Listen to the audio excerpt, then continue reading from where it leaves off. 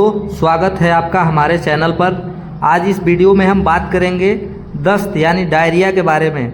दस्त क्यों होते हैं, इसके लक्षण क्या हैं, इलाज कैसे करें, कौन सी दवाइयाँ ली जाती हैं और किन बातों का ध्यान रखना बहुत ज़रूरी होता है। तो वीडियो को अंत तक ज़रूर देखें। दस्त क्या है, अब हम बात करते हैं कि आखिर ये दस्त क्या है।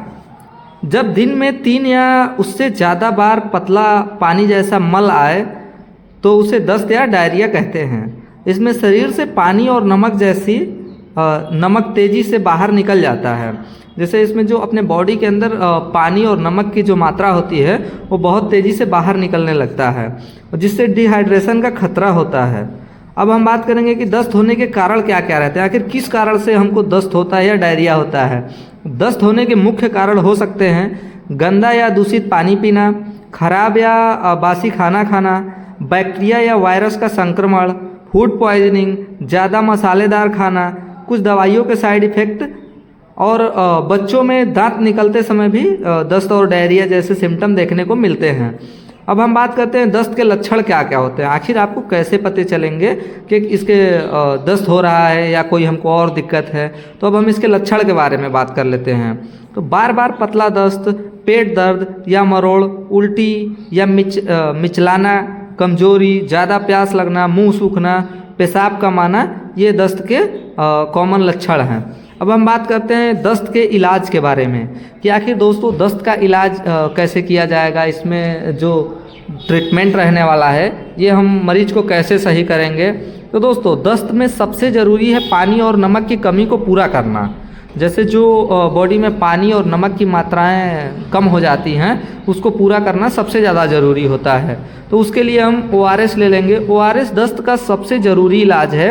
1 पैकेट ORS को 1 लीटर साफ पानी में मिलाएं, थोड़ी थोड़ी देर में पिएं। बच्चों और बड़ों दोनों के लिए सुरक्षित है ये। अब हम बात कर लेते हैं इसके मेडिसिन के बारे में।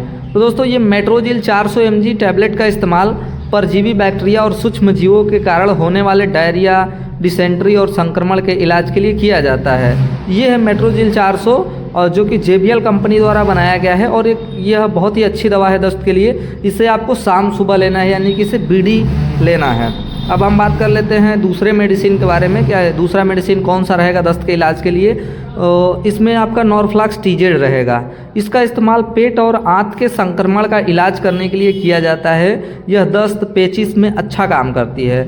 ये नॉरफ्लॉक्स TZ है, इसे भी आपको शाम सुबह 1-1 टैबलेट ले लेना है। ये मैं एडल्ट का डोज बता रहा हूँ। अब हम बात कर लेते हैं और नेक्स्ट मेडिसिन की। तो इसमें आपको लोपरामाइड ले लेना है, लोपरामाइड टैबलेट।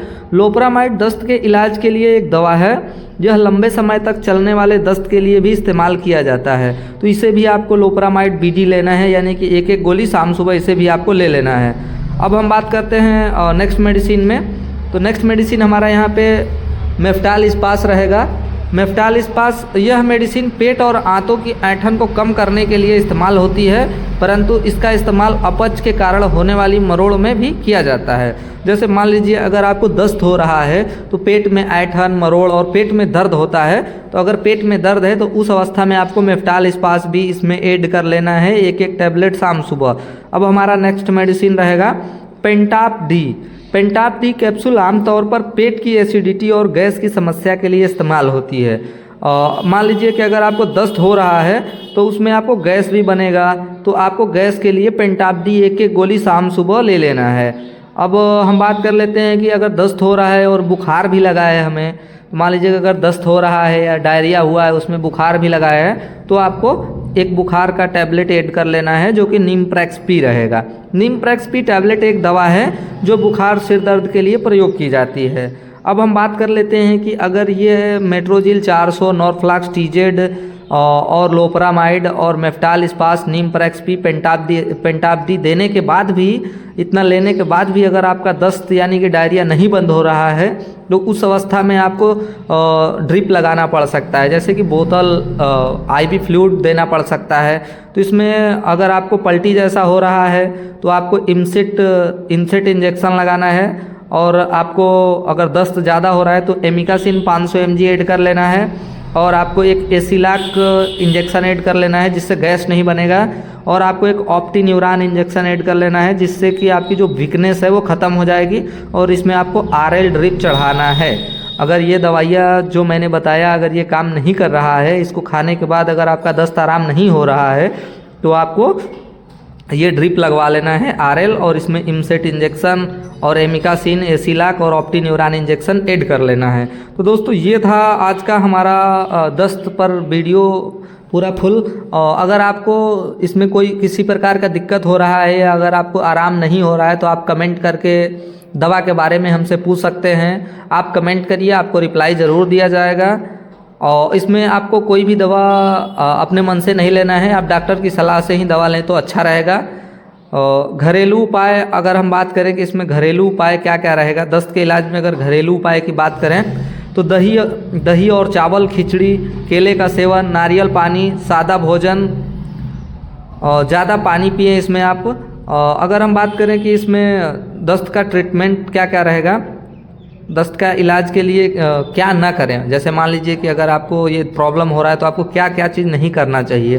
तो आपको बाहर का खाना न खाएं, तली भुनी चीज़ें न लें, कोल्ड ड्रिंक और शराब से दूर रहें, बिना सलाह के दवा न लें। अब हम बात करते हैं दोस्तों, ये तो पूरी टॉपिक हो गई डायरिया के बारे में। तो दोस्तों ऐसी इन्फॉर्मेटिव वीडियो देखने के लिए आप हमारे यूट्यूब चैनल को सब्सक्राइब कर लीजिए। यह थी दस्त डायरिया के इलाज की पूरी जानकारी। अगर वीडियो पसंद आई हो तो लाइक, शेयर और सब्सक्राइब जरूर करें। कोई सवाल हो तो नीचे कमेंट में पूछें। धन्यवाद। Thank you for watching. Subscribe करना ना भूलें।